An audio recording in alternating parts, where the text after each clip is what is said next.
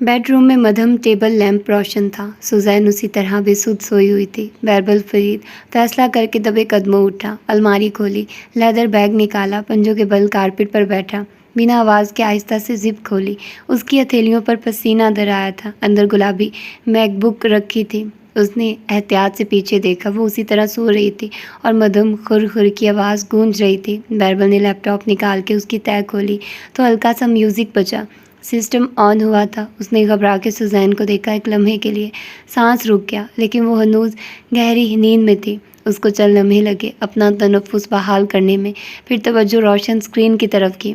वहाँ एक चौखटा बना था जिस पे सुजैन फरीद लिखा था। दिल ने एक धड़कन मिस की। जिस औरत को उसने अपना नाम दिया था, क्या वो उसकी प्राइवेसी में यूँ मखल होगा? बहुत सा गुस्सा उसे खुद पे आया और इससे ज़्यादा माहिर फरीद पे, जिसने ये कीड़ा उसके दिमाग में घुसाया था। चल लम्हे के लिए वो सोचता रहा, उसे ये नहीं करना चाहिए। वो ऐसा इंसान नहीं था। वो ऐसी गैर इखलाकी हरकत नहीं कर सकता था। सर झटका, खुद को मलामत की और स्क्रीन बंद कर दी। लैपटॉप वापस रखने ही लगा था कि जूं की आवाज़ आई। चौंक के उठा, लैपटॉप हाथ में लिए सोजी के सरहाने आया। उसके मोबाइल की स्क्रीन लम्हे भर के लिए रोशन हुई थी। जैसे नोटिफिकेशन आया, स्क्रीन पे सब्ज रंग में एक नया व्हाट्सएप मैसेज लिखा आ रहा था। बैरबल की आंखें भी इख्तियार छोटी हुई। वो उसकी बीवी थी, इतना तो वो जानता था कि उसकी लॉक स्क्रीन पे भी मैसेजेस का प्रीव्यू आया करता था। सो अगर सिर्फ वन न्यू नोटिफिकेशन लिखा आ रहा था तो इसका एक ही मतलब था कि किसी लॉक्ड चैट का नोटिफिकेशन था। यानी सुजैन अपने व्हाट्सएप में कुछ चैट्स लॉक भी रखती थी। उसने बेख्तियार पहलू में दबाई मैकबुक को देखा।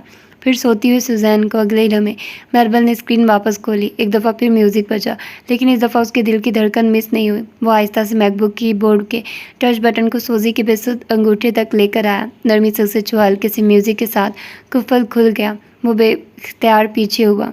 एक लम्हे के लिए सांस रुक गया, मगर सुजैन उसी तरह बेखबर सोती रही। बैरबल तेज़ी से लैपटॉप लिए कमरे से बाहर निकल गया। उसे कोई पुरसुकून गोशा तलाश करके उस लैपटॉप पे वो सब देखना था जो उससे खुफिया रखा गया था। आसमान पे चांदनी के थाल जैसा चांद चमक रहा था और उसकी रोशनी साहिल की रेत के ज़रों को मुनव्वर किए हुए थी। ऐसे में वो दो इंसान आमने सामने लकड़ी के बेंचेस पर बैठे एक दूसरे को देख रहे थे। हमारी दुनिया में ये कोई सीक्रेट नहीं है। आलियान की चमकती आंखों में महसूस होने का तासुर था। क्या गारंटी है कि जो तुम मुझे बताओगे वो सच होगा?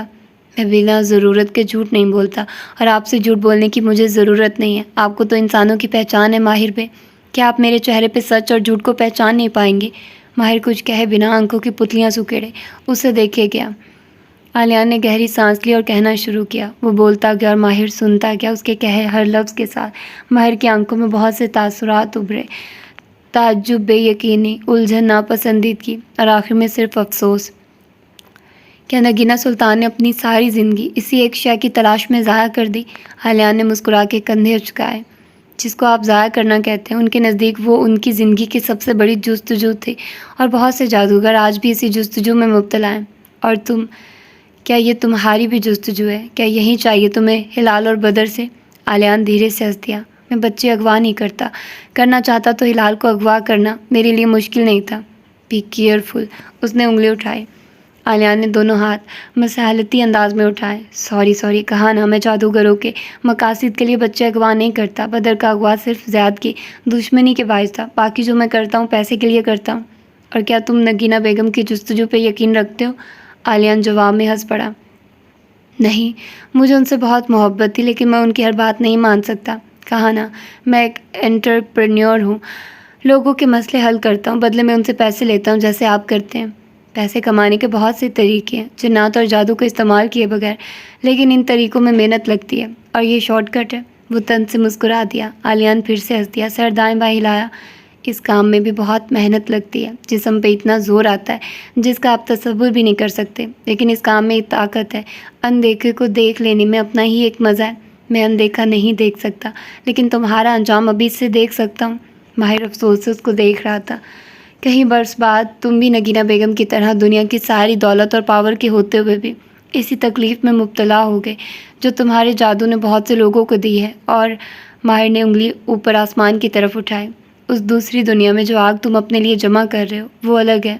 आलिया ने उसी ढिठाई से मुस्कुराते हुए चिप्स का टुकड़ा मुंह में डाला। دوسری دنیا کوئی نہیں ہے ماہر بے، نہ کوئی جنت ہے نہ کوئی جہنم ہے۔ مرنے کے بعد ہم سب فنا ہو جائیں گے، جو ہے یہی ہے۔ یو اونلی لیو ونس، یہی میرا موٹیو ہے۔ یولو، ہونٹ گول کر کے کہا۔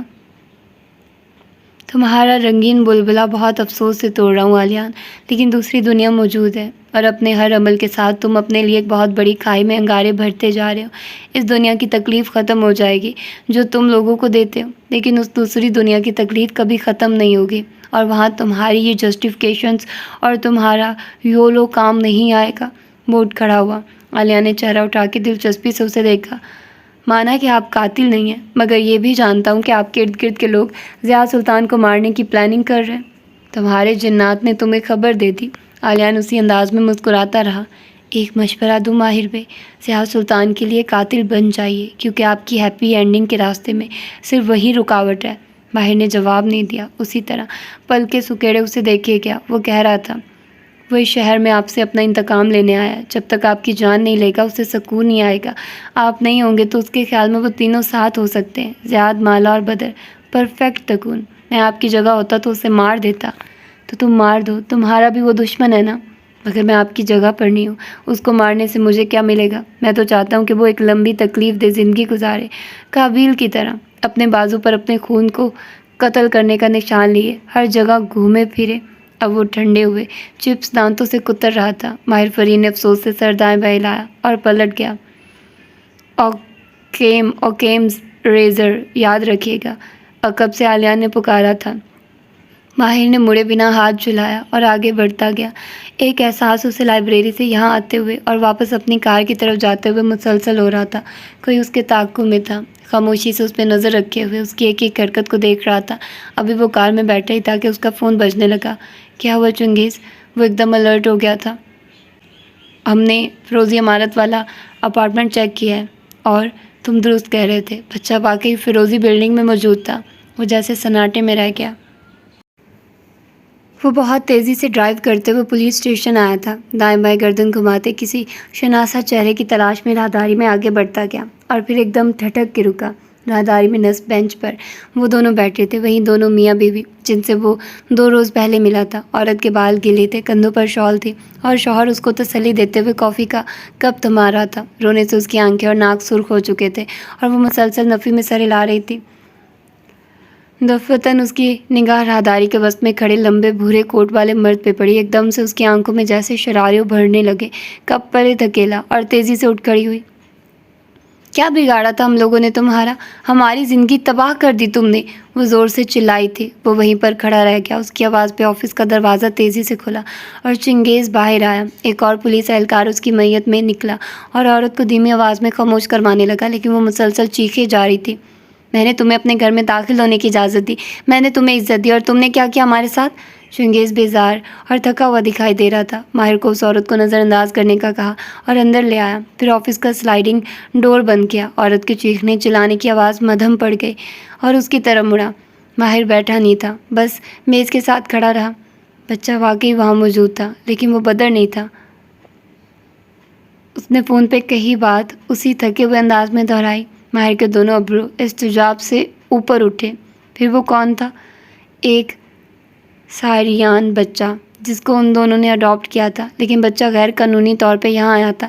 یقیناً کسی نے اسے ان کے دروازے پر چھوڑ دیا اور انہوں نے اسے اپنا لیا، لیکن قانوناً یہ اس کو اڈاپٹ نہیں کر سکتے تھے۔ وہ عدالت میں جا سکتے تھے۔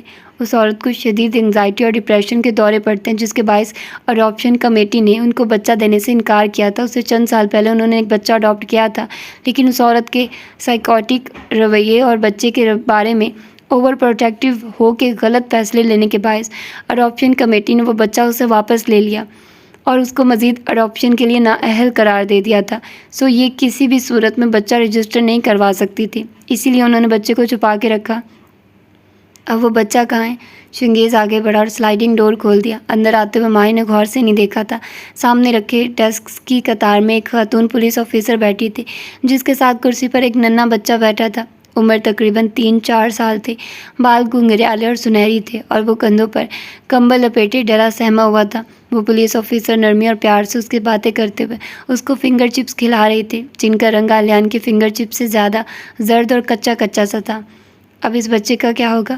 چنگیز اور وہ ساتھ ساتھ کھڑے تھے۔ چنگیز نے اسی تکان سے کندھے اچکائے۔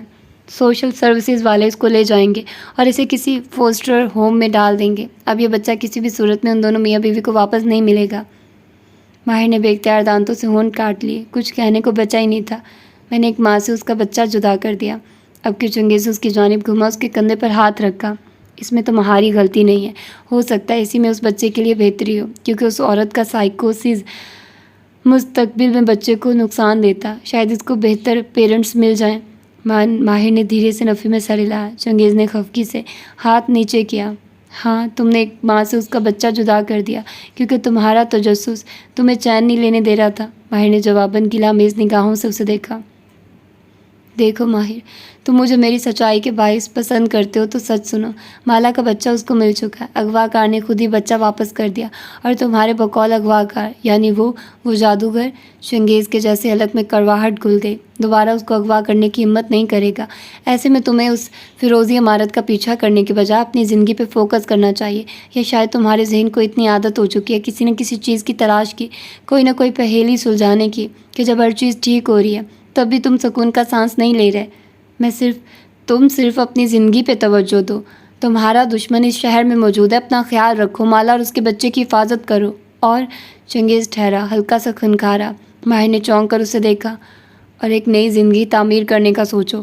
ماہر فرید نے دونوں ابرو استجابیہ انداز میں اٹھائے۔ جواباً کومسار بے نے بدقت ایک تھکے ہوئے دن کے باوجود ابھرتی مسکراہٹ چھپائی۔ تمہارے خیال میں ہمیں نہیں معلوم، سب کو دکھائی دے رہا ہے، میرے تھانے کے اہلکاروں کو بھی۔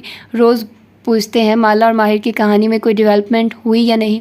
بہتر ہے کہ تم اور مالا اپنے مسئلے حل کرو اور نئی پہیلیوں میں مت الجھو۔ ماہر فرید خفگی سے بڑبڑا کے آگے بڑھ گیا۔ اسے واپسی کا سفر اسی راہداری میں سے گزر کے کرنا تھا۔ حسب توقع وہ عورت جسے اس کا شوہر بدقت پرسکون کرنے کی کوشش کر رہا تھا، اس کے باہر نکلتے ایک دم سے بفر کے اٹھی۔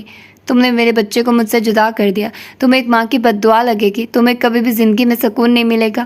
وہ ذہنی انداز میں زور زور سے چلا رہی تھی۔ ساتھ کھڑے پولیس اہلکار نے افسوس سے سر دائیں بائیں ہلایا اور اس کے قریب سرگوشی کی۔ اس عورت کے ساتھ اگر وہ بچہ پلتا تو نفسیاتی مریض بن جاتا۔ کوئی وجہ تھی جو اس کو اڈاپشن کمیٹی نے، لیکن وہ نہیں سن رہا تھا۔ وہ ترہم سے اس عورت کو روتے چلاتے ہوئے دیکھ رہا تھا۔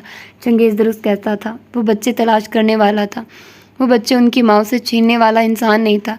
اس کے بلا وجہ کے تجسس نے ایک پرفیکٹ تکون کو خراب کر دیا تھا۔ ماہر نے سر جھٹکا، اسے اپنی زندگی پہ فوکس کرنا تھا۔ شاید آلیان درست کہہ رہا تھا، اسے سننے میں غلطی ہوئی تھی۔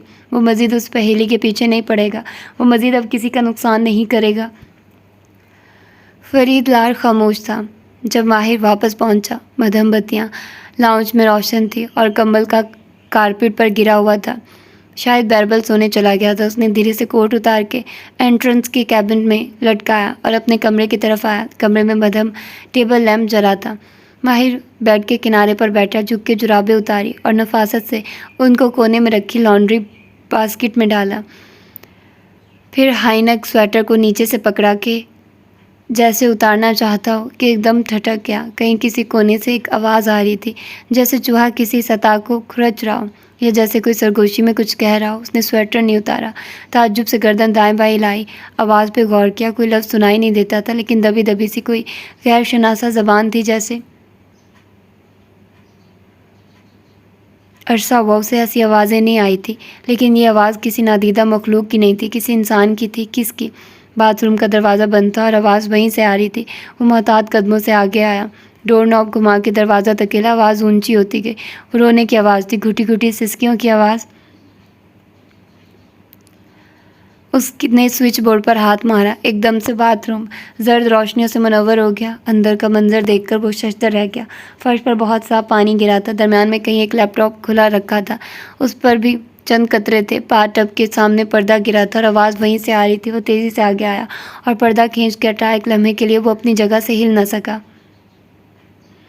اندر شاور مدھم سا چلا تھا، پانی کی دھاریں نیچے گر رہی تھی۔ ٹب آدھا بھرا ہوا تھا اور اس کے کونے میں دیوار سے ٹیک لگائے گھٹنے سینے سے ملائے بیربل بیٹھا رو رہا تھا۔ وہ شل سا کچھ بول نہ سکا، پھر ایک دم واپس پلٹا، فرش پر رکھا لیپ ٹاپ اٹھایا۔ اس کی سکرین روشن تھی۔ بیربل نے اس کی سیٹنگ بدل دی تھی، شاید وہ اسٹینڈ بائی موڈ میں نہیں جا رہا تھا۔ موڈ میں نہیں جا رہا تھا۔ ماہر نے تولیے سے لیپ ٹاپ پر گرے پانی کے قطرے پونچھے، اسے سنک کے سلیب پر رکھا، پھر شاور بند کیا اور باتھ ٹب کے ساتھ گھٹنوں کے بل فرش پر بیٹھا۔ بہربل کیا ہوا ہے؟ جبرن اس کے دونوں کندھوں سے اس کو سیدھا کرنا چاہا، لیکن وہ گیلا سر گھٹنوں میں دیے روئے جا رہا تھا۔ بھی اٹس اوکے، ریلیکس ریلیکس۔ وہ اس کے گیلے بالوں میں ہاتھ پھیرتا، دوسرے ہاتھ سے کندھا تھپک رہا تھا، لیکن بہربل سر نفی میں ہلائے اسی طرح روئے جا رہا تھا۔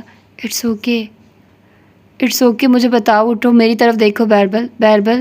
اس نے زور سے اسے کندھوں سے جھنجھوڑا۔ بہربل نے چہرہ اٹھایا، وہ پانی کے بجائے آنسوؤں سے بھیگا تھا، سرخ ناک اور سوجی ہوئی آنکھیں، گیلے گھنگریالے بال۔ وہ سویٹ پینٹس اور ہوڈی سمیت باتھ ٹب میں بیٹھا تھا۔ ٹب آدھا بھرا تھا، لیکن بہربل کا لباس پورا بھیگا ہوا تھا۔ میں سوچ بھی نہیں سکتا وہ ایسا کرے گی۔ ماہر نے گہری سانس لی، اس کے چہرے کو دونوں ہاتھوں سے پونچھا۔ وہ سر واپس جھکانے لگا، لیکن ماہر نے زبردستی اس کی تھوڑی اوپر اٹھائی۔ پہلے مجھے بتاؤ ہوا کیا ہے؟ ریلیکس، اٹس اوکے، بتاؤ۔ وہ مجھے چیٹ کر رہی ہے۔ ماہر ایک دم سانس نہ لے سکا۔ کیا؟ وہ مجھے چیٹ کر رہی ہے، وہ دبا دبا سے چلایا تھا۔ ماہر نے ایک دم چونک کے پیچھے دیکھا، دروازہ کھلا تھا۔ وہ تیزی سے اٹھا، دروازہ بند کیا، پھر واپس اس کے پاس آیا، اسی انداز میں گھٹنوں کے بل فرش پر بیٹھا۔ وہ اس وقت کہاں ہے؟ اس کا دماغ تیزی سے کام کر رہا تھا۔ کمرے میں سو رہی ہے۔ وہ نفرت اور بے بسی سے گھبرایا تھا۔ تم نے کیا دیکھا ہے؟ بہربل نے سر دائیں بائیں ہلایا، پھر گیلی ہتھیلی سے آنسو پونچھے، چند گہرے سانس لیے۔ بتاؤ بہربل، تم نے کیا دیکھا ہے؟ اس کے فون میں کچھ چیٹس لاک تھی، لیکن میک بک میں چیٹس لاک نہیں ہوتی، بلکہ سامنے نظر آ جاتی ہے۔ میں نے صرف وہی چیٹ دیکھی ہے۔ وہ براق اور اس کی گفتگو ہے۔ براق کون؟ اسے یاد آ گیا، وہ جو ٹینس کھیلتا ہے، جو گھوڑوں کی ریس میں بھی اکثر۔ ہاں وہی، بہربل تیزی سے بولا۔ وہ براق کے ملٹی ٹیلنٹس کی فہرست نہیں سن سکتا تھا۔ بہربل نے سر اس بات میں ہلایا۔ آنسو پھر سے اس کی آنکھوں سے ٹپکنے لگے تھے۔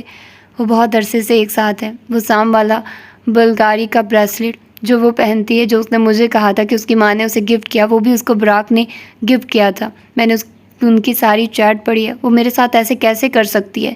ماہر اس کو ابھی تک دونوں کندھوں سے تھامے ہوئے تھا۔ بے اختیار ایک نظر لیپ ٹاپ پر ڈالی۔ اس شے کی توقع اس نے نہیں کی تھی۔ اس کا خیال تھا بہربل سوزی کے فائنینشیل ریکارڈز نکالے گا، روپے پیسوں کا ہیر پھیر، کچھ نہ کچھ اسے معلوم ہوگا۔ زیادہ سے زیادہ کسی گرل گروپ چیٹ میں وہ اپنی دوستوں کو بتا ہی رہی ہوگی کہ اس کا شوہر کتنا بے وقوف ہے اور کیسے وہ اس کو کنگال کر رہی ہے، لیکن اس شے کی توقع اس نے بھی نہیں کی تھی۔ میری بات سنو، ادھر دیکھو، میری بات سنو۔ وہ ایک ہاتھ سے اس کا کندھا پکڑے، دوسرے سے اس کے گالوں سے آنسو صاف کر رہا تھا۔ مجھے دیکھو، ادھر دیکھو بہربل۔ بہربل نے مترم سرخ آنکھوں سے اسے دیکھا۔ وہ ماہر کو نہیں سن رہا تھا۔ میں نے اسے کس چیز کی کمی دی؟ میں نے سب کچھ کیا اس کے لیے، اپنی فیملی کے خلاف کیا، پھر اس نے میرے ساتھ یہ کیوں کیا؟ کیونکہ سوزین کے لیے یہ سب کافی نہیں تھا۔ کچھ عورتوں کے لیے یہ سب کافی نہیں ہوتا۔ بہربل نے ایک جھٹکے سے اپنا کندھا چھڑایا۔ ماہر نے ہاتھ نیچے گرا دیے۔ وہ اب شاور کی سفید دیوار سے ٹیک لگائے چھت کو دیکھتے ہوئے گہرے گہرے سانس لے رہا تھا۔ چند لمحے خاموشی میں گزرے۔ اسے احساس ہوا کہ اس کے سویٹر کا گریبان اور آستین بھیگ چکے ہیں اور پینٹس گھٹنوں سے گیلی ہو چکی ہے۔ بالآخر تمہاری جیت ہو گئی ماہر، جیسا تم نے کہا تھا ویسے ہی ہوا۔ تم تو بہت خوش ہو گئی یہ سب دیکھ کر۔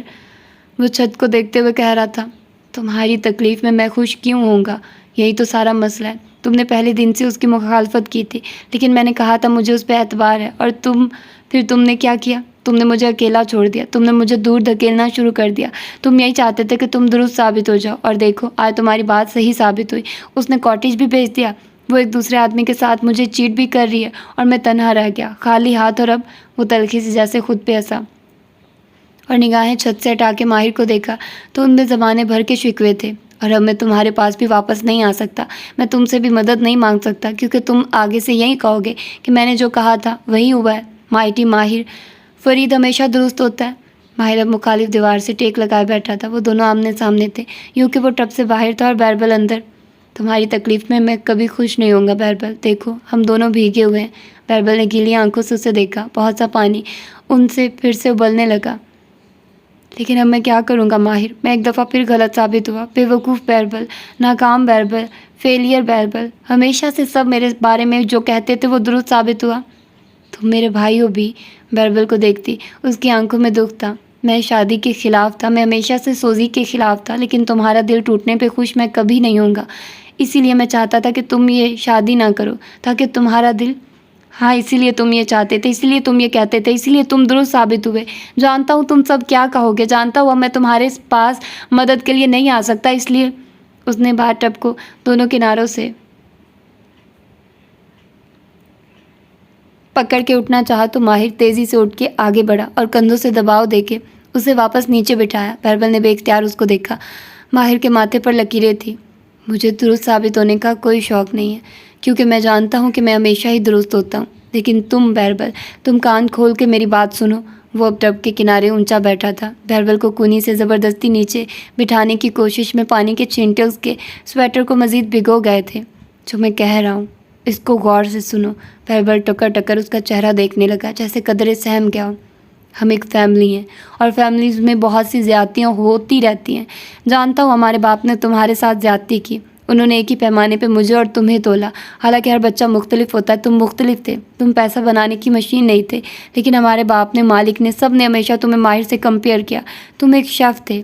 तुम इन कामों के लिए बने थे जिनको करके तुम्हें खुशी मिलती हो। तुम खुश रहने और खुशी बिखेरने के लिए बने थे। तुम्हारी ज़िंदगी का अज़म कभी भी बहुत सा पैसा कमाना नहीं था, मगर हमारे बाप ने तुम्हारे हिस्से से तुम्हें महरूम करके वाकई ज़्यादती की।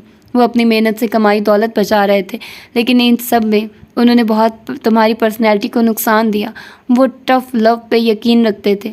मालिक भी ऐसा है और मैं भी ऐसा हूँ। हम सब का तरीका गलत था या दुरुस्त, इस बहस से क़िताए नज़र। हम सब ज़बरदस्ती तुम्हें वो बनाना चाहते थे जो तुम नहीं बन सकते थे। वो कहता जा रहा था और बहरबल की आंखों से टप टप आंसू गिर रहे थे। हम सब ने जो भी किया तुम्हें चोट से बचाने के लिए किया जो आज तुम्हें लगी है, लेकिन सारा मसला यही है बहरबल कि हर बच्चे को उसके हिस्से की चोट लगनी होती है, इसलिए लोगों को उनके हिस्से की गलती करने देनी चाहिए। इसीलिए मैंने तुम्हें सोजी से अलग करने की कोई प्लानिंग नहीं की। ना मैं चाहता था कि ऐसा कुछ हो जिससे तुम्हारा दिल टूटे। मैंने तुम्हें पीछे नहीं धकेला। मैं तुमसे नफरत नहीं करने लगा। ना मुझे दुरुस्त साबित होने का शौक़ था। मैंने सिर्फ तुम्हें तुम्हारे हाल पे छोड़ दिया था, क्योंकि मैं जानता था कि जल्द या बदीर सुजैन का सच खुल जाएगा। मुझे नहीं मालूम था कि कौन सा सच खुलेगा, बस ये जानता था कि वो एक फ़ेक औरत है और फ़ेक चीज़ बहुत देर तक छुपी नहीं रह सकती। बहरबल ने सर झुकाया और हथेली की पूंछ से आंखें रगड़ी। उसका पूरा चेहरा रोने के बायस सुर्ख हो चुका था। लेकिन ये कभी मत सोचना कि गलत फैसले का गलत नतीजा देखने के बाद तुम अपनी फैमिली के पास वापस नहीं जा सकते। तुम हमेशा अपनी फैमिली के पास वापस आ सकते हो। हर इंसान वापस आ सकता है, भले तुमने गलती अकेले की हो, लेकिन इस गलती को सुधारना एक फैमिली ने मिलकर ही होता है। जो गलती तुमने की इसको हम अनडू नहीं कर सकते, लेकिन हम डैमेज कंट्रोल कर सकते हैं। इधर देखो मेरी तरफ। बहरबल ने गिलामेज़ गीली आंखें उठा के उसे देखा। जानता हूँ कि तुम मुझसे नाराज़ हो, तुम्हें मेरे ऊपर बहुत सी चीज़ों का बहुत सा गुस्सा है, लेकिन अपने सारे गुस्से और शिकवे के बावजूद मैं तुमसे एक सवाल पूछना चाहता हूँ। माहिर उसकी आंखों में देखकर पूछ रहा था, क्या तुम्हें मेरी जजमेंट पे भरोसा है? बहरबल ने दांत से लब काटे खामोशी से उसे देखे गया। क्या तुम्हें माहिर फरीद पे इतना भरोसा है कि तुम वही करो जो मैं कहने जा रहा हूँ? चलो मैं ऐसे ही खामोशी से गुजरे। मुझे मालूम है मुझे क्या करना है माहिर। मैं अभी कमरे में वापस जाऊँगा, मैं उसे नींद से जगाऊंगा और मैं उसे उसी वक्त अपनी ज़िंदगी से निकाल दूंगा। और फिर वो जज्बात से तेज़ तेज़ कह रहा था कि माहिर ने ज़ोर से उसका कंधा दबाया। क्या तुम्हें मेरी जजमेंट पे भरोसा है? उसकी आवाज़ कदरे बुलंद हुई। बहरबल रुक के उसे देखने लगा, फिर उसके कंधे ढीले पड़े। माहिर की आंखों में इतनी सख्ती थी कि उसने धीरे से सर अस्पात में हिलाया। भरोसा है? मैं तुमसे सिर्फ एक सवाल पूछूंगा। वो टब के किनारे पर बैठा एक के बाद एक सवाल पूछ रहा था। तुम सुजैन के साथ रहना चाहते हो या नहीं? बहरबल का चेहरा फिर से सुर्ख होने लगा। सख्ती से नफ़ी में सर हिलाया। मैं उसकी शक्ल भी नहीं देखना चाहता। फिर तुम वही करोगे जो मैं कहूँगा। माहिर ने दोनों हाथ नीचे गिरा दिए और उठ खड़ा हुआ। फिर एक हथेली उसकी जानिब बढ़ाई। अपना मोबाइल दो। बहरबल ने नासमझी से उसे देखा, फिर दाएं बाएं, फिर वॉश बेसिन के किनारे रखा मोबाइल दिखाई दिया। वो रखा है। माहिर ने मोबाइल उठाया, पावर का बटन दबाया और जब उसकी स्क्रीन बुझ गई तो उसे जेब में डाल लिया। फिर लैपटॉप की तरफ मुतवज्जे हुआ। वहीं सिंक के किनारे खड़े खड़े चंद बटन दबाने लगा। फिर अंदर जाके वापस आया तो हाथ में एक फ्लैश थी। क्या कर रहे हो? बताता हूँ। बहरबल ने दोबारा नहीं देखा, पूछा। वो देख सकता था कि माहिर क्या कर रहा था। चंद सानिये गुजरे, फिर माहिर ने लैपटॉप शट डाउन किया, टिश्यू से उसे एक दफ़ा फिर से पोंछा और अपने फ़ोन पे एक नंबर मिलाने लगा। बहरबल नासमझी से उसे देख रहा था। आंसू रुक चुके थे। अमार, अभी इसी वक्त हमारे घर आओ। तुमने बहरबल को कहीं लेके जाना है? बहरबल के अब्रू इस्तेजाब से उठे। अगले लम्हे वो तेज़ी से पानी से भरे टब में उठ खड़ा हुआ। बहुत सी छींटें दाएं बाएं गिरी। स्वेट शर्ट गीली होकर नीचे लटक रही थी। کیا مطلب میں کہاں جا رہا ہوں؟ ماہر نے فون نیچے کیا اور انہیں نگاہوں سے اسے دیکھا. کیا تمہیں مجھ پہ بھروسہ ہے؟ مجھے ہے، لیکن مجھے سوزی سے بات. تم مجھ سے کوئی بات نہیں کرو گے جب تک میں نہیں کہوں گا. تم مجھ سے کچھ نہیں کہو گے. تم بودرم جا رہے ہو، وہاں تمہارے دوست کا ہوٹل ہے. تم کچھ دن وہیں رہو گے، کسی سے بات نہیں کرو گے سوائے میرے، اور اس سب کو پروسیس کرنے کی کوشش کرو گے جو ہوا ہے. لیکن بیربل نے ہونڈان سے کاٹا، پھر سر کو خم دیا. اوکے. اس کے اندر جیسے مزید توانائی نہیں تھی. سر درد کر رہا تھا اور جسم جیسے نچڑ چکا تھا. وہ ننگے پیر بار ٹب سے نکلا تو پانی کی دھاریں ٹراؤزر سے گرتی ہر جگہ بہتی گئی. تم اپنے کمرے میں بھی واپس نہیں جاؤ گے. فیضی خانم یہ لیپ ٹاپ واپس رکھ آئیں گی اور تم. وہ لیپ ٹاپ بعد میں لیے باہر کمرے میں آیا، پھر اپنی وارڈروب کی طرف اشارہ کیا. میرے کپڑے پہنو اور امار کے آتے ہی تم اس کے ساتھ یہاں سے چلے جاؤ گے. تمہارے ڈاکومنٹس فیضی خانم نکال لائیں گی. اور وہ فیضی خانم کو اٹھانے جا رہا تھا. چند منٹ بعد جب وہ لیپ ٹاپ رکھ کے سوتی ہوئی سوزین کے کمرے کا دروازہ بند کر کے واپس کمرے تک آئی تو دیکھا بیربل سفید چہرے اور گیلے بالوں کے ساتھ صاف پینٹس اور سویٹر پہنے بیٹھا تھا. چہرہ بالکل سپاٹ تھا اور کمرے کے فرش پر جگہ جگہ پانی تھا جو باتھ روم سے یہاں تک آیا تھا.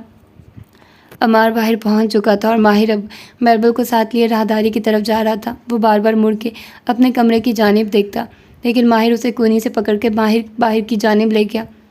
تم نے اس سے کوئی بات نہیں کرنی. اب جو بات کروں گا وہ میں کروں گا. بیربل نے شکست خوردہ انداز میں سر ہلایا. فیضی خانم دونوں کو افسوس سے جاتے دیکھتی رہی یہاں تک کہ وہ دروازے کے باہر غائب ہو گئے. چند لمحوں بعد ماہر اکیلا آتا دکھائی دیا. اپنے کمرے کے چوکھٹ پر کھڑے ہو کر اس نے ناپسندیدگی سے اندر گرے پانی کو دیکھا اور پھر ہاتھ کو گھما کے اشارہ کیا. پلیز. فیضی خانم نے سر اس بات میں ہلا دیا. وہ جانتی تھی کہ جب تک اس کا باتھ روم اور کمرہ مکمل طور پہ خشک نہیں ہوگا وہ دوبارہ اس میں قدم نہیں رکھے گا. وہ چپ چاپ صفائی کا سامان لینے اسٹور کی جانب بڑھ گئے. اگلی صبح بہت ٹھنڈی سی طلوع ہوئی تھی. سورج کہیں بادلوں کے پیچھے تھا اور درجہ حرارت مزید گر چکا تھا. استنبول کی مسجدوں کے پیالہ نما گنبدوں کے اوپر سے بگلے پھڑ پھڑا کے اڑ رہے تھے. ایسے ہی چند بگلے اس ہوٹل کے ڈائننگ ہال کی کھڑکیوں پہ آ بیٹھے تھے جہاں سے اندر کا منظر دکھائی دیتا تھا.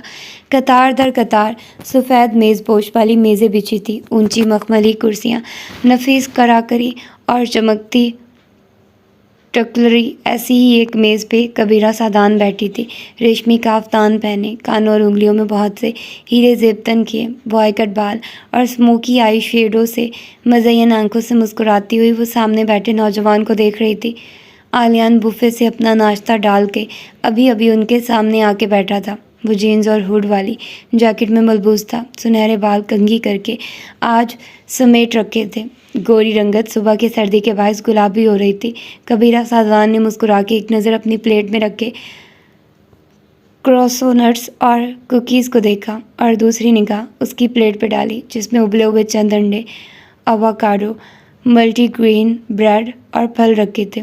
ساتھ ہی گلاس میں سبز رنگ کی کوئی سمودی تھی جو وہ اپنے ساتھ فلاسک میں لایا تھا. ابلے انڈے کو اب وہ میش کر کے ٹوسٹ پر لگا رہا تھا. بوفے میں انواع و اقسام کی اشیاء موجود تھی. اس کے باوجود وہ صرف یہی اٹھا کے لایا تھا. کبیرہ سادان کی گردن فخر سے مزید اونچی ہوئی. مجھے تمہاری صحت کے لیے ویلیوز اچھی لگتی ہیں. عالیہ نے دان سے ٹوسٹ کو ترتے ہوئے چہرہ اٹھا کے انہیں دیکھا اور واپس خاموشی سے کھانے لگا. چند لمحے کے لیے خاموشی چھا گئی. دائیں بائیں میزوں پر چھری کانٹے چلنے کی آواز، قہوے کی خوشبو اور ہلکی پھلکی گفتگو جاری تھی. سفید اجلی وردی میں ملبوس ویٹر ان کے قریب آیا، نیپکن میں لپٹی کانچ کی بوتل سے ان کے گلاسز میں پانی بھرنے لگا. وہ چلا گیا تو وہ کھنکاری. مجھے خوشی ہے کہ تم مجھ سے ملنے آئے. تم نے کہا تھا کہ تمہیں کچھ پوچھنا ہے. عالیہ نے سمودی کا گھونٹ بھرا اور پھر انہیں دیکھنے لگا جیسے کنفیوزڈ ہو. نہ جانے کیوں لیکن بہت دن بعد کبیرہ سادان کو محسوس ہوا تھا کہ جب وہ ان کے قریب ہوتا تھا تو بھلے وہ خفا ہو یا بیزار اس کی شخصیت بدل جاتی تھی. وہ پولیس اسٹیشن میں ملنے والے جادوگر جیسا نہیں تھا جس نے خود کو خول میں بند کر رکھا تھا اور چاہنے کے باوجود وہ اس خول کو توڑ نہیں پائی تھی. اب اس کا خول چٹکتا دکھائی دے رہا تھا. میں نے کہا تھا نا ماہر فرید میرے پاس آئے گا. وہ آیا تھا. وہ سادہ سے انداز میں بتانے لگا. کبیرہ کو لگا کہ وہ جو کہنے آیا تھا وہ نہیں کہہ رہا بلکہ بات بدل دیا. وہ کروسونٹ کا ٹکڑا دانتوں سے کترتے ہوئے غور سے اسے دیکھے گئی. ایک توقف کے بعد عالیان پھر سے کھنکارا. وہ مجھ سے پوچھ رہا تھا کہ نگینہ بیگم بچوں کا کیا کرتی تھی. عالیان نے کندھے اچکائے. میں یہ ڈسکس کرنے یہاں نہیں آیا. پھر کیا ڈسکس کرنے آئے ہو؟ اس نے جیسے تھوک نکلا۔ شاید وہ کوشش کر رہا تھا کہ اس کا خول نہ چٹکے، لیکن کچھ تھا جو بار بار اس خول میں دراڑ ڈال رہا تھا، اور ہر دراڑ کے ساتھ کبیرہ سعدان کی مسکراہٹ اور ان کا اعتماد بڑھتا جا رہا تھا۔ وہ جتنا خود کو مضبوط اور بے نیاز ظاہر کر لے، وہ ایک چھوٹا سا لڑکا ہی تھا۔ بتاؤ آلیان، کیا جاننا چاہتے ہو؟ آلیان نے آنکھیں اٹھا کے ان کی آنکھوں میں دیکھا۔ جب میں نے ہلال کا ذکر کیا تو ماہر فرید کے چہرے پہ ایک تاثر ابھرا۔ اس تاثر نے مجھے یہ باور کرایا کہ اگر میں کبھی ہلال کے قریب گیا تو وہ مجھے واقعی جان سے مار دے گا۔ کبیرہ کی آنکھوں میں الجھن ابھری۔ تمہارا ہلال سے کیا لینا دینا؟ ان کی سمجھ میں نہیں آیا کہ وہ ہلال کا ذکر ان سے کیوں کر رہا تھا۔ بات ہلال کی نہیں ہے، اس تاثر کی ہے جو میں نے ماہر فرید کی آنکھوں میں دیکھا تھا اپنی بہن کے لیے۔ ایک لمحے کے لیے وہ کچھ بول نہیں سکی۔ میری بھی ایک بہن ہے نا؟ کبیرہ سعدان کی آنکھوں کے گوشے بھیگنے لگے۔ انہوں نے آہستہ سے اس بات میں سر ہلایا۔ وہ پاکستان میں ہے، گھر پہ۔ آلیان خاموشی سے بلیک کافی کے گھونٹ بھرنے لگا اور وہ اسی امید سے اسے دیکھے گئی۔ کیا تم کبھی اس سے ملنا چاہو گے؟ نہیں، وہ ایک دم تیزی سے بولا، پھر ہلکے سے کندھے اچکائے۔ میری کوئی جذباتی وابستگی نہیں ہے آپ کی بیٹی کے ساتھ، میں اسے مل کے کیا کروں گا؟ لیکن اس نے سوالیہ نظروں سے انہیں دیکھا، جیسے ان کے چہرے پہ کچھ کھوج رہا ہو۔ آپ اس کی شادی زیاد سے کیوں کروانا چاہتی تھی؟ کیا اس سے بہتر کوئی انسان آپ کو نہیں ملا تھا؟ آلیان اور ماہر فرید کی ملاقات کے وقت کبیرہ سعدان وہاں موجود نہیں تھی۔ اس کے باوجود وہ جانتی تھی کہ آلیان کی آنکھوں میں وہی تاثر تھا جو اس نے ماہر کی آنکھوں میں دیکھا تھا۔ وہ پورے دل سے مسکرا دی۔ اس وقت مجھے وہی مناسب لگتا تھا۔ اچھا ہی ہوا ایسا نہیں ہوا۔ پھر کیا بنا اس کی شادی کا؟ وہ بظاہر سرسری انداز میں بولا تھا۔ کبیرہ بیگم نے شانے اچکا دیے۔ کوئی اچھا رشتہ ملے گا تو کروں گی۔ آلیان نے آنکھیں چھوٹی کر کے غور سے انہیں دیکھا۔ آپ جس سوشل کلاس سے تعلق رکھتی ہیں اور جتنی دولت آپ کے پاس ہے، کہ آپ کو کبھی اپنی بیٹی کے لیے کوئی ڈھنگ کا رشتہ نہیں ملا؟ وہ جیسے حیران ہوا تھا۔ کبیرہ سعدان نے ایک دفعہ پھر کندھے اچکائے۔ کوئی اس قابل نہیں تھا، سمپل، اور ویسے بھی انہوں نے جیسے تھوک نکلا۔ وہ گھر کا خیال کرتی ہے، میرا خیال کرتی ہے۔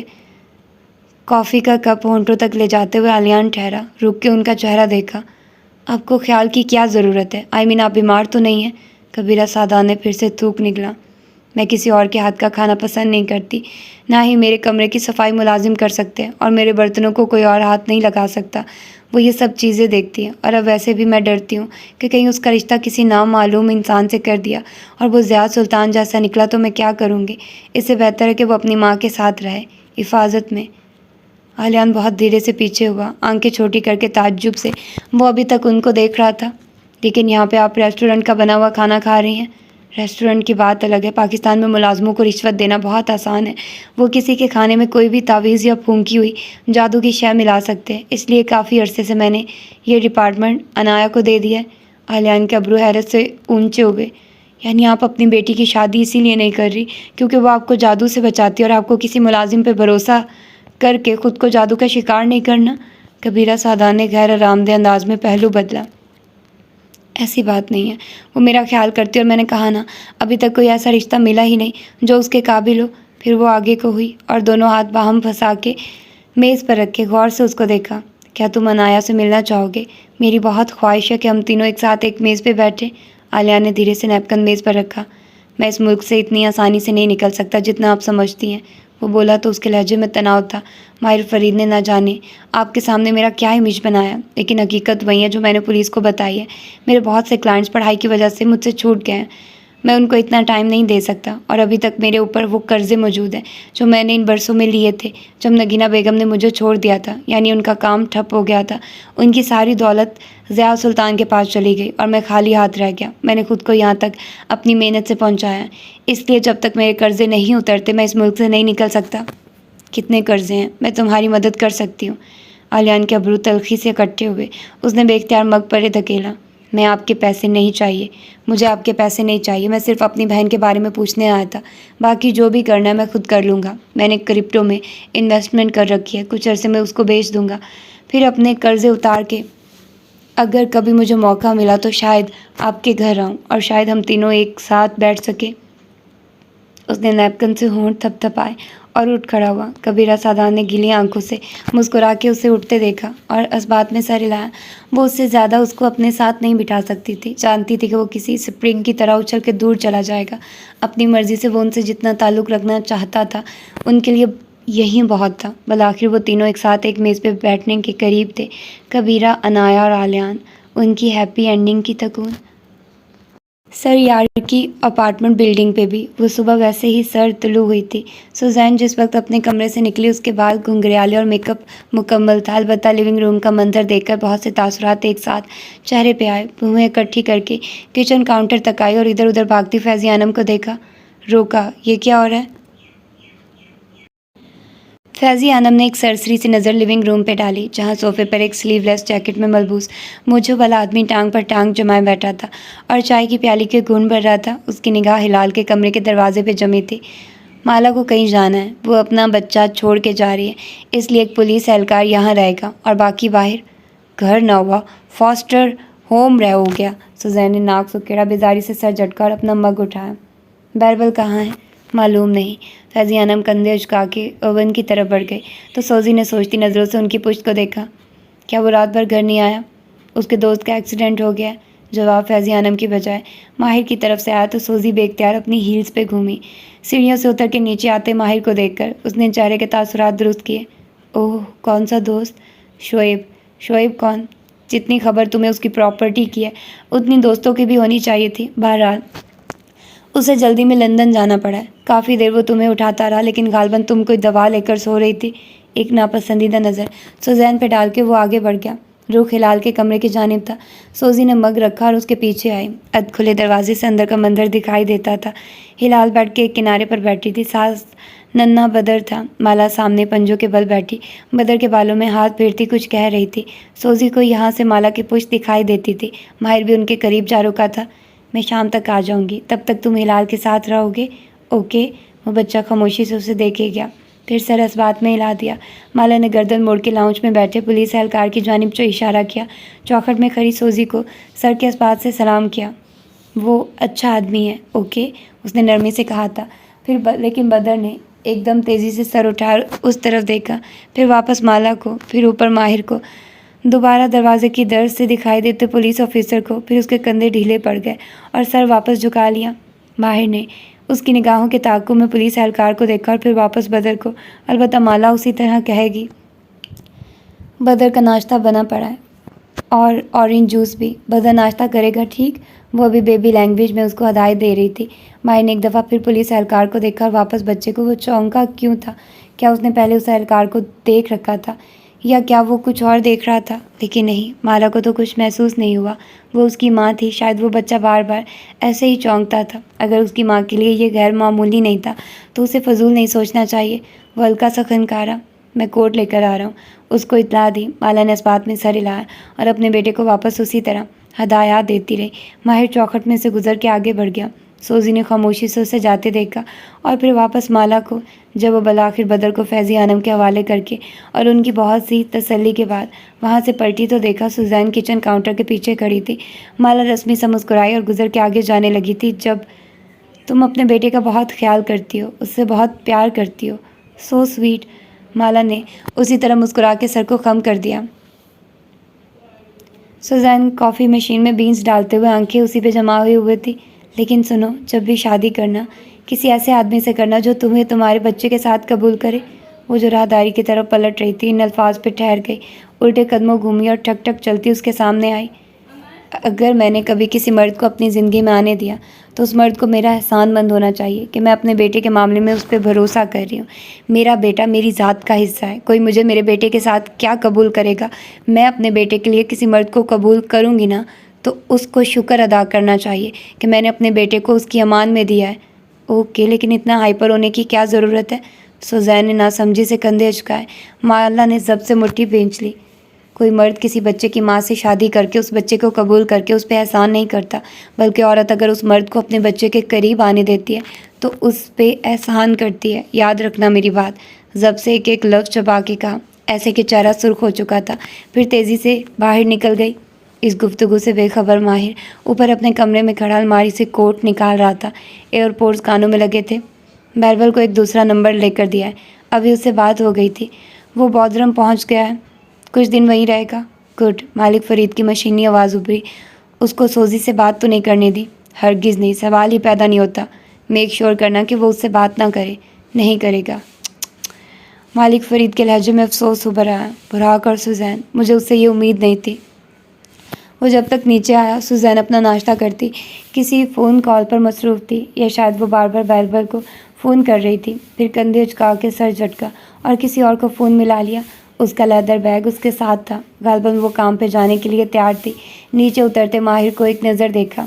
वो ऊनी कोट बाजू पर डाले, ब्लैक पैंट्स पर सफ़ेद हाई नेक पहने हुए था। Have a nice day. वो राहदारी की जानिब मुड़ रहा था जब सुजैन ने पीछे से मुस्कुरा के कहा। उसने डे कहा था या डेट, माहिर फैसला न कर सका। अलबत्ता उस वक्त वो सुजैन के मुंह नहीं लग सकता था। जब तक वो माला के दरवाजे पे पहुंचा वो बाहर निकल रही थी। उसने लंबा भूरा जर्सी ड्रेस और ऊपर सफ़ेद रंग का ही ओवर साइज्ड स्वेटर पहन रखा था, जिसके गिरबान पे से आफाख्ता झूलती दिखाई देती थी। बाल खुले थे और हाथ में टोपी थी। चेहरे पर 2-3 दाने निकले थे और उसने कोई ख़ास मेकअप भी नहीं किया था। अबरू इकट्ठे किए, वो संजीदा दिखाई दे रही थी। चलें? वो उसकी तरफ देखे बिना आगे बढ़ गई। कोट और बैग हाथ में उठा रखा था। भाई ने गौर से उसकी पुश्त को देखा। सब ठीक है? वो उसके पीछे लिफ्ट तक आया। हाँ ठीक है। वो उसी संजीदा चेहरे के साथ लिफ्ट में दाखिल हुई। वो उसको नहीं देख रही थी, बस लव भींचते हुए थे। वो खामोश हो गया। अभी चंद मिनट पहले बदर के कमरे में उसको तसल्ली देती हुई, उसको मुस्कुरा के देख के सर हिलाती हुई माला का चेहरा मुख्तलिफ था और अब जैसे कुछ हुआ था। लेकिन चंद मिनट में ऐसा क्या हो सकता था? लिफ्ट नीचे जा रही थी और उसमें एक तनाव भरी खामोशी फैली थी। वेदर फोरकास्ट देख ली थी? उसने बराए बात पूछा। जाहिर है। लिफ्ट के दरवाजे खुले और वो आगे बढ़ गई। वो नासमझी से उसके पीछे आया। वैलेट उसकी कार इमारत के सामने ला चुका था। इस दौरान माला खामोश थी, ना कोई मुस्कुराहट, ना चेहरे पे नरमी। बस कार की तरफ आई, पिछली सीट का दरवाज़ा खोला, बैग और कोट वहाँ रखा और फ्रंट सीट पर बैठ गई। सीट बेल्ट बांधी और अपनी खिड़की के बाहर देखने लगी। कुछ हुआ है क्या? कार सड़क पर डालते हुए वो खनखारा था। नहीं। वो बाहर देख रही थी, टोपी गोद में रखे हुए थी। आज शहर खिज़ां आलूद और बेरौनक था। कार में हीटर ऑन था, अलबत्ता बाहर दिसंबर का सुरमईपन हर जगह फैला था। माहिर ने फ़ोन होल्डर में अपना मोबाइल खड़ा किया, मैप ऑन किया और कार हाईवे पर डाल दी। इस दौरान चंद एक दफ़ा उसने किन अखियों से कशमाला का चेहरा देखा था। वो उसी तरह बाहर देखे जा रही थी। कार में सिर्फ खामोशी थी, या संदल के कार फ्रेशनर की खुशबू। सड़क पर निगाहें जमाए माहिर फरीद के जहन ने जमा तफरीक शुरू की। अभी बदर को ड्रॉप करने से पहले उसने माहिर को टेक्स्ट किया था कि वो कभी इस्तांबुल से बाहर लॉन्ग ड्राइव पे नहीं गई और वो एक्साइटेड है। और फिर जब वो बदर को छोड़ने आई तो एक्साइटेड लग भी रही थी। उसी एक्साइटमेंट में उसने पूछा था कि चूँकि ड्राइव लंबी है तो क्या वो रास्ते के लिए सैंडविचेस रख ले, और जवाब में माहिर ने बहुत संजीदगी से कहा था, हाँ रख लो। शहर के सारे रेस्टोरेंट्स तो हड़ताल पे है ना। अच्छा क्यों? फिर अगले लम्हे समझ आने पे आंखें घुमा के आगे बढ़ गई थी। क्या उसने इस बात का बुरा मनाया था? लेकिन नहीं। इसके बाद वो ठीक थी। फिर वो ऊपर अपना कोट लेने गया था। वो वापस आया तो वो जा चुकी थी और सोजी वहाँ खड़ी थी। अचानक से एक ख्याल उसके जहन में कूदा। सोजी ने कुछ कहा है। उसने चौंक के माला को देखा। कहा ना, किसी ने कुछ नहीं कहा। वो जैसे चिढ़ के बोली, लेकिन वो समझ चुका था। उन चंद मिनट में यकीनन सोजी की तरफ से कुछ हुआ था। स्टीयरिंग पर जमे उसके दोनों हाथों की रगें तन गई। सोजी को नज़रअंदाज करो, उसकी मुद्दत इस घर में गिनी जा चुकी है। माला ने उसे चौंक के देखा। क्या मतलब? बैरबल उसे डाइवोर्स दे रहा है? कशमाला एकदम उसकी तरफ पूरी घूम के बैठी, ऐसे कि आंखें खुली की खुली रह गई थी। क्या मतलब? ये कब हुआ? बैरबल को बलाखिर सोजी की असलियत मालूम हो चुकी है और इसलिए वो यहाँ से दूर चला गया। तब तक मैं डाइवोर्स पेपर्स तैयार करूँगा। और एक मिनट, कैसी हकीकत? शुरू से बताओ। वो जैसे अपनी सारी नाराज़गी भूल के पूरी उसकी तरफ घूम चुकी थी। माहिर फरीद को सोजी और बैरबल की डाइवोर्स की खुशी पहली दफ़ा दिल से महसूस हुई थी। कार में फैला तनाव एकदम से अनका हो चुका था। बैरबल को उस पर शायद शक था, इसलिए उसने उसकी मैकबुक खोली। व्हाट्सएप पे एक लॉक चैट थी जिसको उसने पढ़ लिया और उस चैट के मुताबिक सोजी उससे बेवफाई कर रही थी। My God! वो जैसे शशदर रह गई। सर दाएं बाएं हिलाया, फिर चौंकी। My God! वो जैसे शशदर रह गई थी। सर दाएं बाएं हिलाया, फिर चौंकी। लेकिन बैरबल तो उसके बहुत आगे पीछे फिरता था। फिर उसने अचानक अपनी बीवी की जासूसी करने का कैसे सोचा? उसे जैसे ये बात पसंद नहीं आई थी। माहिर फरीद ने सादगी से कंधे उचका दिए। पता नहीं ये आइडिया उसे कैसे आया। और उसने सोजी का फ़ोन नहीं खोला बल्कि उसकी मैकबुक खोली, यकीनन उसके फिंगरप्रिंट से। यह भी कोई अच्छी हरकत नहीं थी। बिल्कुल, काफ़ी गैर इखलाकी हरकत है। माही ने उसकी तायद की। वो अभी तक अफसोस से सर दाएं बाएं हिला रही थी। लेकिन फिर वो यहाँ से चला क्यों गया? उससे बात तो करता। पता नहीं, उसकी मर्ज़ी को रुकना नहीं चाहता था। मुझे कहा कुछ दिन में वापस आ जाएगा, तब तक मैं पेपर्स वगैरह बनवा लूँ। لیکن بیربل ایسے اس کو کیسے چھوڑ سکتا ہے؟ وہ اس کی بیوی ہے، اسے ایک دفعہ سوزین سے بات کرنی چاہیے، کنفرنٹ کرنا چاہیے یا وضاحت مانگنی چاہیے۔ اس چیز کے بعد وہ ساتھ کیسے رہ سکتے ہیں؟ نہیں رہ سکتے، مجھے معلوم ہے، اور میں بالکل نہیں کہہ رہی کہ بیربل کو اس کے ساتھ رہنا چاہیے، لیکن اس کو ایک دفعہ اپنی بیوی سے بیٹھ کے بات کرنی چاہیے۔ آخر ان دونوں نے شادی کی ہے، وہ اس کی گرل فرینڈ نہیں ہے، بیوی ہے۔ تم جانتی ہو یہ شادی کیسے ہوئی تھی اور کیوں ہوئی تھی؟ بیربل کی ڈسپریشن اور سوزین کا لالچ۔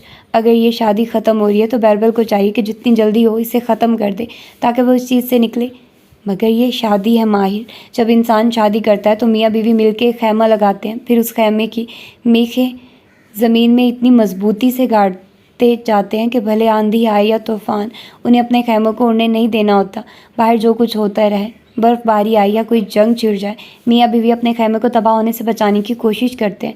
ان دونوں میں سے ایک اگر آندھی کے پہلے ہی جھونکے پہ خیمہ چھوڑ کے چلا جائے گا تو یہ کمٹمنٹ تو نہ ہوئی، کم از کم اس سے بات تو کرتا، اس کی بات تو سنتا۔ وہ افسوس سے کہتی، باہر دیکھنے لگی۔ باہر نے جواب نہیں دیا، وہ ہائی وے پہ ایگزٹ لے رہا تھا۔ مالا کے پوچھے بنا بتایا، فیول ڈلوانا ہے۔ چند منٹ تک کار فیول اسٹیشن پر رکی رہی۔ وہ باہر نکل گیا، پھر فیول بھروا کے وہ مالا کی کھڑکی کی طرف آیا اور انگلی سے اس پر دستک دی۔ وہ جو سر پیچھے ٹیک لگائے آنکھیں بند کیے بیٹھی تھی چونک کے اٹھی، پھر شیشہ نیچے کیا۔ کافی پیو گی؟ ہاں، لیکن میں تمہارے ساتھ آؤں گی۔ وہ سیٹ بیلٹ کھولنے لگی، پھر باہر نکل کر پچھلی سیٹ کا دروازہ کھولا تو اس کے کوٹ کے ساتھ ماہر کا کوٹ بھی رکھا تھا۔ اس سے پہلے کہ وہ ماہر کے کوٹ کو پکڑ کے ہٹاتی، وہ تیزی سے آگے بڑھا۔ میں کر دیتا ہوں۔ جلدی سے اپنا کوٹ سائڈ پہ کیا اور اس کا کوٹ اٹھا کے اسے دیا۔ میں صرف اپنا بیگ لے رہی تھی۔ وہ اس کے ایک دم سے آگے بڑھنے پہ بے اختیار پیچھے ہوئی۔ ماہر نے جھک کے اس کا بیگ نکالا اور اس کے ہاتھ میں دیا، پھر دروازہ بند کر دیا۔ وہ کافی شاپ کی جانب بڑھ گئے۔ البتہ ماہر نے اپنے کوٹ کو دوبارہ سے طے کیا اور سیٹ کے دوسرے کنارے پر رکھ دیا تاکہ وہ مالا کے کوٹ سے دور رہیں۔ پھر اس کے پیچھے آیا۔ جب تک وہ کافی شاپ کے اندر پہنچا وہ کافی کا آرڈر دے چکی تھی۔ وہ اس کے ساتھ آ کھڑا ہوا، پیمنٹ کی، اور جب بار سیتا نے دونوں کپ ان کے سامنے رکھے اور ماہر نے اپنی کافی کی طرف ہاتھ بڑھایا تو مالا نے اس کے کپ پر ہاتھ رکھ دیا۔ اس نے چونک کے مالا کو دیکھا، سر پہ سفید ٹوپی پہنے وہ سنجیدہ سبز آنکھوں سے اسے دیکھ رہی تھی۔ کیا تم یہ کافی پوری ختم کرو گے؟ نہ گراؤ گے نہ بچاؤ گے؟ اس کے چہرے پر ایک مسکراہٹ بکھر گئی۔ یس میم۔ وہ انہیں گلا میز نظروں سے اس کافی سنوب کو دیکھے گئی۔ ہاتھ ابھی تک کافی کپ کے سامنے رکاوٹ بنا ہوا تھا۔ نہیں گراؤں گا۔ ماہر کو پھر سے تسلی دینی پڑی۔ تب اس نے اپنا ہاتھ ہٹایا، بنا کوٹ کے چند لمحے کے لیے۔ نکلنے پہ بھی تھرمل اور سویٹر کی تہیں پہنچنے کے باوجود اسے شدید سردی لگنے لگی تھی۔ انہیں واپس کار میں بیٹھنا تھا۔ کافی ویسی ہی تھی جیسے کسی فیول اسٹیشن کی کافی مشین کی ہو سکتی تھی۔ ڈرائیو کرتے ماہر کے کپ میں کافی کی سطح تھوڑی ہی نیچے ہوئی تھی جب اس کے چہرے پہ ناپسندیدگی اترنے لگی۔ البتہ کن اکھیوں سے مالا کا چہرہ دیکھا جو بار بار اس کے کپ کو دیکھتی اور پھر سامنے دیکھتی اپنا گھونٹ بھرتی تھی۔ اسے یہ ختم کرنی تھی۔ وہ اس کا موڈ دوبارہ خراب ہونے کا رسک نہیں لے سکتا تھا۔ تو یہ تھا اس کا اب کا پارٹ، تیسرا پارٹ۔ ہوپفلی کہ آپ لوگوں کو پسند آیا ہوگا۔ ملتے ہیں اس کے چوتھے پارٹ میں۔ اپنا ڈھیر سارا خیال رکھیے گا۔ اللہ حافظ۔